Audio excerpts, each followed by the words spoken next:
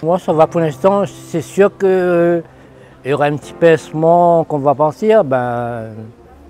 C'est comme si j'étais en vacances, je pars en vacances. J'ai déjà prévu ce que je dois faire pendant mes journées. Je pense que ça ira. Hein. Au fil du temps, peut-être que je vais sentir le manque des collègues, des élèves à l'école, c'est sûr. Mais pour l'instant, je gère. D'accord. Qu'est-ce que vous avez le plus aimé dans votre travail? Écoutez, moi, c'est l'approche des élèves. Moi, quand des élèves viennent près de vous, Monsieur Fred, j'ai besoin de ceci, Monsieur Fred, j'ai besoin de cela, on voit qu'il y a une certaine attention à vous. Et surtout, ils ont appris la politesse chez nous. Hein. Ça, je retiens beaucoup des élèves là-haut. Comme je me répète à chaque fois, je dis, ils ont leurs défauts, mais à côté de ça, ils ont une politesse incroyable. Bonjour Madame Sorlier Adela. Bonjour. Vous avez été 43 ans professeur des écoles à Notre-Dame-des-Grâces à Saint-Gilles-Léon. Oui. C'est assez rare d'être resté toute sa carrière professionnelle dans une seule et même école. Parce que je me sentais bien. C'était formidable. J'ai vu des enfants grandir, qui sont devenus papas, qui sont devenus mamans. Et je reçois ensuite leurs enfants. Les mamans que j'avais en tant que maman, maintenant je les ai en tant que mamie. Qu'est-ce que vous avez le plus aimé dans votre travail? C'est la relation avec les enfants. Les voir évoluer, leurs petits progrès. Des enfants qui arrivaient chez moi qui ne savaient pas lire. Et à la fin de l'année, je voyais qu'ils lisaient. C'était mon plus grand bonheur. Est-ce qu'il y a un souvenir, une anecdote qui vous revient à l'esprit avec un enfant ou l'autre ou le personnel éducatif? Ah oui, c'est quand j'ai retrouvé une ancienne élève qui était devenue directrice du musée de Villèle. Elle m'a reconnue et après, chaque année, tous les ans, on prenait rendez-vous et j'emmenais les élèves visiter le musée de Villèle. Ça, c'était un grand bonheur. Vous avez des projets pour ces années à venir? Oui, je me suis inscrite dans un club de danse de mon âge. Donc là, on a commencé il y a 2 mois. On danse tous les mercredis, tous les lundis, mais là, je ne pouvais pas aller le lundi. Mais maintenant, à la retraite, je pourrais aller le lundi aussi. Et après, on fait des déjeuners dansants, on fait des sorties en bus avec les autres personnes. C'est formidable. Quoi. Et après, j'ai aussi mes petits-enfants. C'est ça. Voilà, je vais m'occuper de mes... Qu'est-ce que vous conseilleriez à un jeune enseignant qui va faire sa rentrée en septembre? Moi, je leur conseille d'être sérieux, mais de ne pas se prendre au sérieux. De jamais être injuste. C'est surtout les jeunes, tout le monde refuse l'injustice. On se trompe, on leur dit « je me suis trompé ». Parce qu'on n'est pas parfait, je suis de temps en temps tête en l'air, donc il m'arrive de me tromper.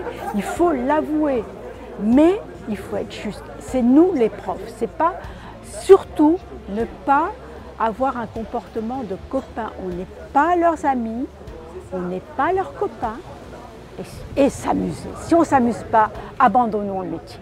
D'accord. Que vous avez le plus détesté? Comme tous les profs, les corrections. Ah oui. Comme tous les profs. Mais sinon, c'est agréable. J'ai fait quand même un métier très agréable. Il n'aurait pas été agréable, vu mon parcours, j'aurais abandonné très rapidement. Moi, je suis contente. Je suis contente parce que je vais faire autre chose. Je suis contente parce que, évidemment, je m'occupe de ma famille, donc c'est important pour moi. J'y arrivais plus. 2 métiers, j'y arrivais plus. Donc, je suis contente de partir. Et comme je dis, comme tous les retraités, on va être surbookés.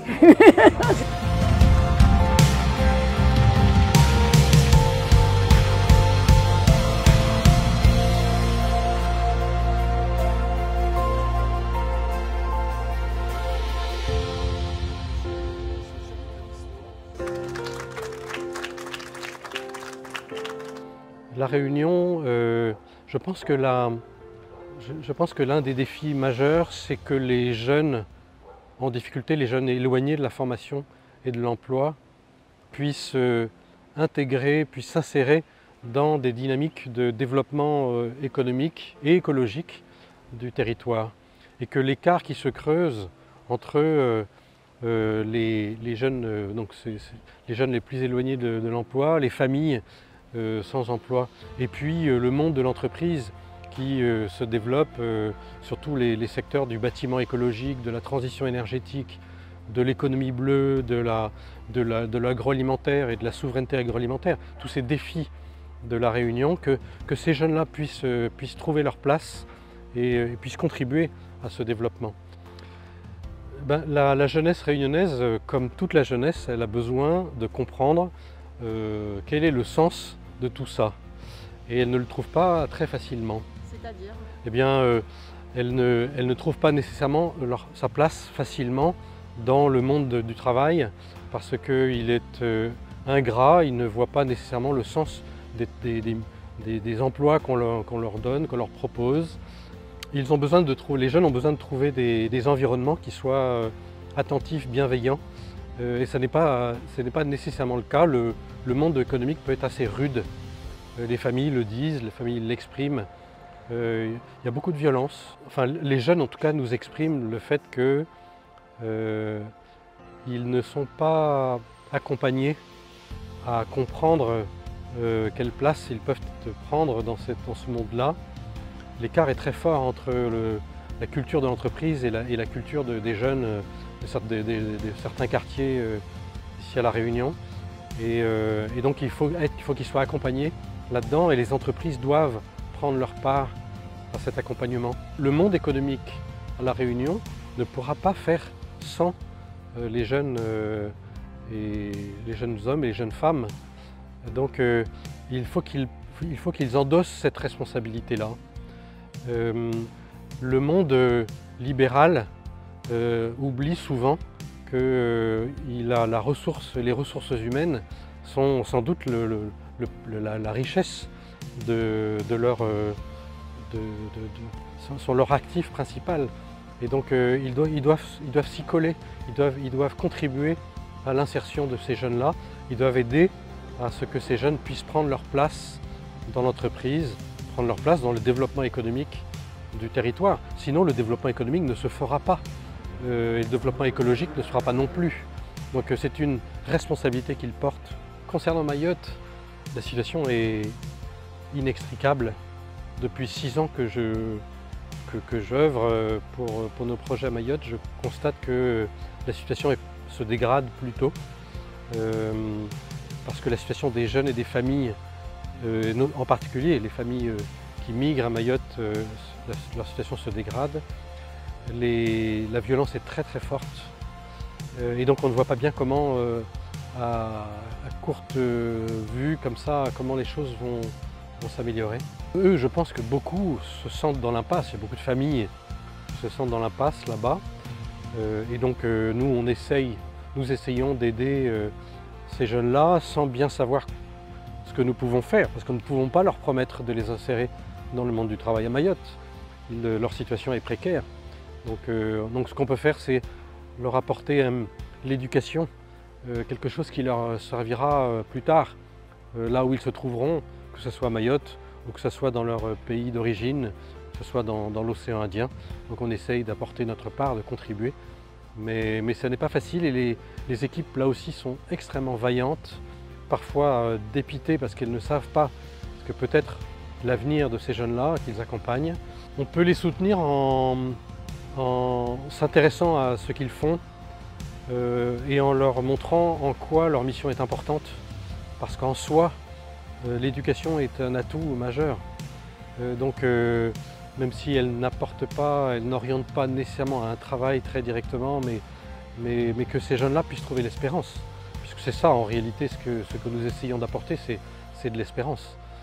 Qu'elles se disent qu'ils ne sont pas abandonnés à leur sort, mais qu'il y a une possibilité de grandir et de trouver sa place. Les plus grandes joies, je dirais que c'est à la fois des petites joies, celles qu'apportent chacun ou chacune des jeunes qui nous expriment combien elles ont retrouvé confiance, voire ont trouvé un travail, ont retrouvé confiance en eux. retrouver du sens et du goût à leur vie. Alors c'est assez étrange parce que quand on travaille depuis 43 ans, on n'est pas préparé au fait d'avoir comme ça tout d'un coup une liberté dans son temps, dans son planning, dans son agenda.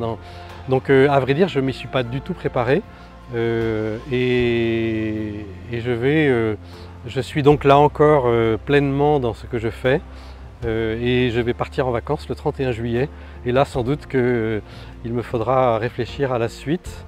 Donc mon sentiment, c'est à la fois oui, de l'excitation de cette nouvelle vie et à la fois une sorte de tristesse de quitter une équipe qui ici est mobilisée, dynamique, motivée, enthousiaste. J'ai une chance absolument énorme parce que j'ai des collègues qui sont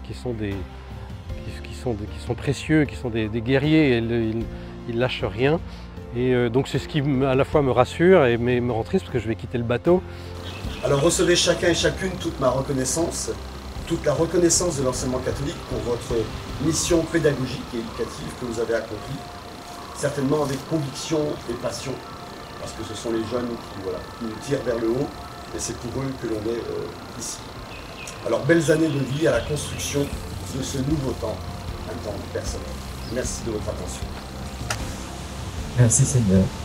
Mission accomplie dans ce que vous avez fait chacun, chacune à votre manière, dans l'école catholique, où à travers vos fonctions, vous avez aussi transpiré et transmis la foi, chacun à votre manière.